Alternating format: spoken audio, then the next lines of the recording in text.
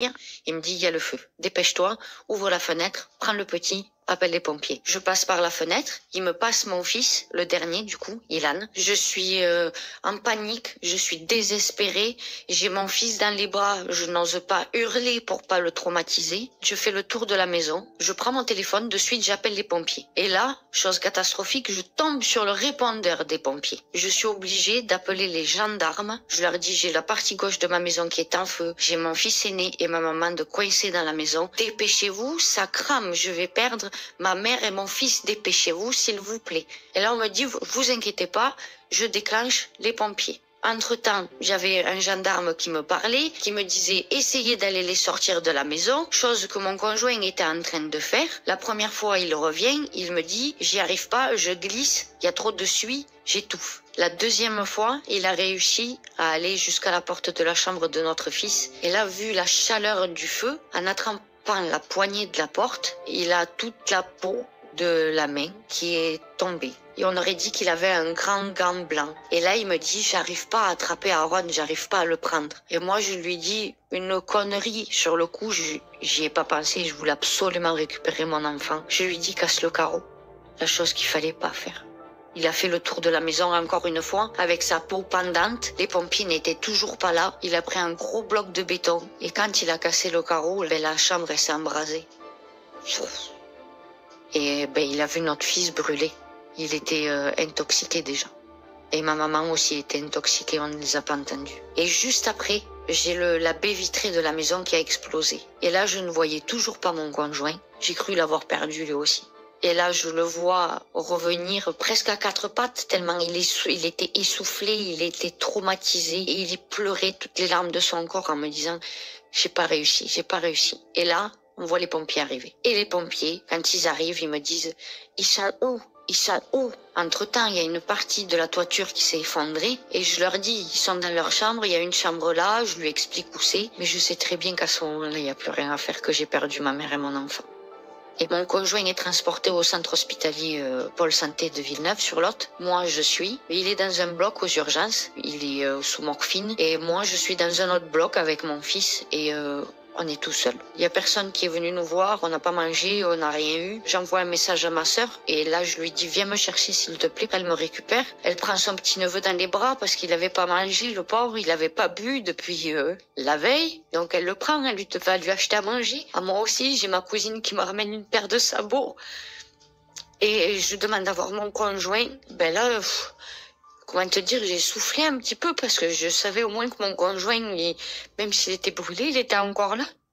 Et j'ai retrouvé toute ma famille et j'ai pu décompresser parce que ça allait pas du tout. Et je me sentais vidée. J'avais rien à dire, J'avais perdu mon enfant, un bout de moi. J'ai perdu ma maman, c'est un autre bout de moi. J'étais désemparée. J'ai pu enfin entendre mon fils parler parce qu'il n'avait pas parlé depuis 6 heures du matin. Et là, il a vu sa tante, il a vu ses cousins, il a reparlé et j'ai revu un petit garçon à peu près normal. Mon conjoint est sorti le jour même de l'hôpital. Les pompiers sont venus l'interroger alors qu'il était sous morphine. Vu qu'il était sous morphine, mais vraiment bien.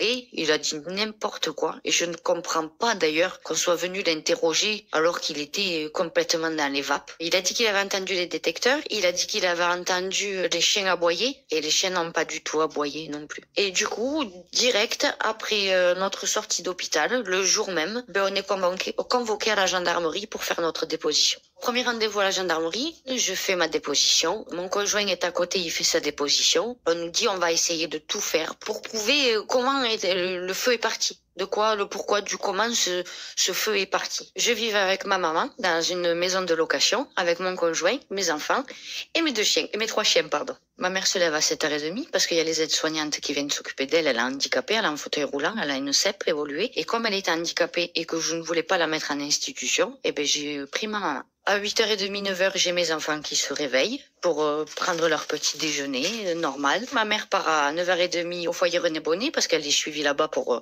faire un peu de sortie. Donc je suis toute seule avec mes enfants toute la journée. Ça se passe très bien. Aaron allait avoir 3 ans au mois de mars et Ilan allait avoir 2 ans aussi au mois de mars. À 18h, ma maman rentre. Elle va, avec les aides-soignantes, faire une toilette et se coucher. Je prépare le manger pour le soir. tout se passe bien.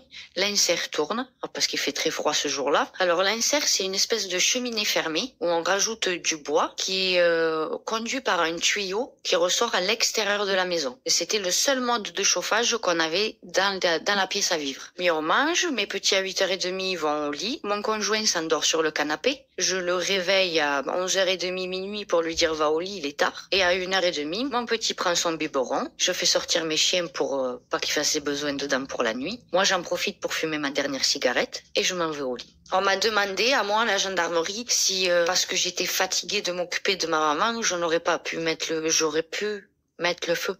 Mais ma maman, je m'en occupais depuis que j'avais 11 ans. Hein. Ma mère, elle s'est toujours occupée de moi. Elle m'a pas dit t'es pénible, je te vire. Donc le retour de la médaille, il était normal. Ma mère s'est occupée de moi, donc je m'occuperai de ma mère. Elle profitait de ses petits-enfants et ça, c'est beaucoup pour une personne handicapée. Donc non, j'aurais jamais mis le feu. Et si, admettons, vraiment, j'aurais voulu me débarrasser de ma mère, il y avait d'autres solutions que mettre le feu et la tuer.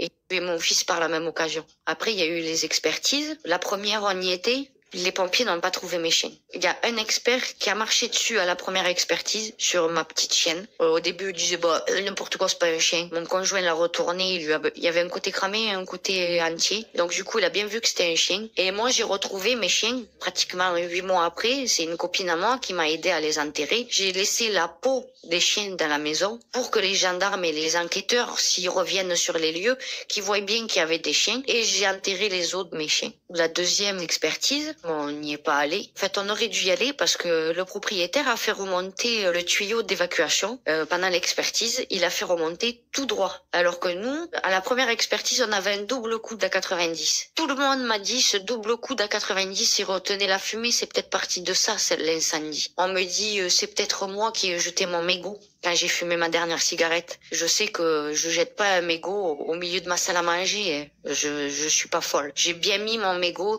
dans l'insert, j'ai remué mes braises, j'ai fermé ma porte d'insert, il y a rien eu. Dans l'insert, il y avait presque plus de bois. Donc les tuyaux étaient encore chauds, mais pas bouillants. Et je suis sûre que mon tuyau, à 4h30 du matin, il était froid. Et mon mégot de cigarette, admettons si j'avais jeté mon mégot de cigarette, il aurait pas attendu 3 heures avant de brûler mon mégot de cigarette. Et la deuxième hypothèse, ça serait mes chiens qui auraient joué avec du linge sur l'étendoir à linge et ils auraient fait Zorro, il aurait jeté sur le tuyau de l'insert. Je sais très bien que c'est pas ça non plus. Donc je sais que moi, leur résultat d'enquête, même si je suis pas expert en feu, je sais que ça va pas. Quand j'ai voulu faire réouvrir mon dossier, j'ai appelé plusieurs architectes pour savoir si on pouvait m'aider, me donner un coup de main. Et en fait, on m'a dit, Madame Darigny, vos cloisons étaient en bois, votre plafond est en lambris. Il y avait tous les éléments réunis pour que la maison brûle. Mais je peux vous garantir que c'est votre mur. Il a chauffé pendant la journée, il a trop chauffé et il s'est embrasé dans la nuit. Et mon avocat me dit, donnez-moi les preuves. Mais le problème qu'il y a, c'est que quand ma maison a brûlé, je suis pas allée chercher l'ordinateur pour trouver des photos que j'avais fait de l'insert ou quoi. Donc, je ne peux pas apporter de preuves. On a pensé à sauver notre fils. Pour refaire faire une expertise, on m'a dit, il faut donner 5 000 €.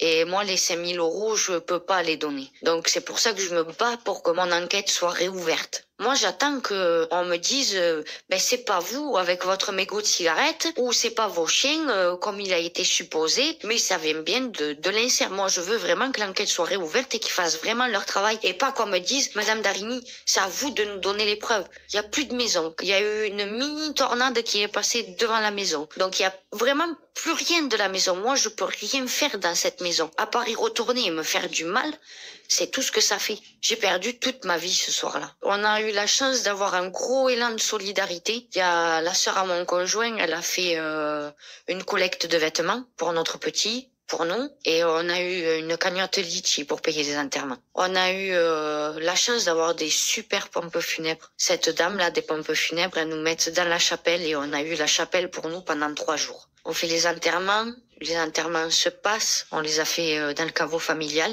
Depuis, on y va souvent. On va au jardin des anges, comme il dit mon fils. Après, on a eu la chance d'avoir une association qui nous a aidés, qui s'appelle Solincité. Ils nous ont aidés à retrouver un logement. Et on est dans ce logement-là depuis le feu. Ils ont pris le bail à leur nom pendant 3 mois pour savoir si on était des bons payeurs. Après, vu qu'on était des bons payeurs, le bail a glissé à notre nom et puis depuis, ça va. Donc, je remercie tous ces gens qui nous ont tous aidés parce que j'ai jamais eu pris le temps de leur répondre. Mais je les remercie infiniment pour tout ce qu'ils ont fait pour nous. Des gens en or, quoi. On a perdu un an, j'ai un magnifique petit garçon, il était super. Ma maman, elle avait rien demandé, elle non plus. Et si j'avais su, je l'aurais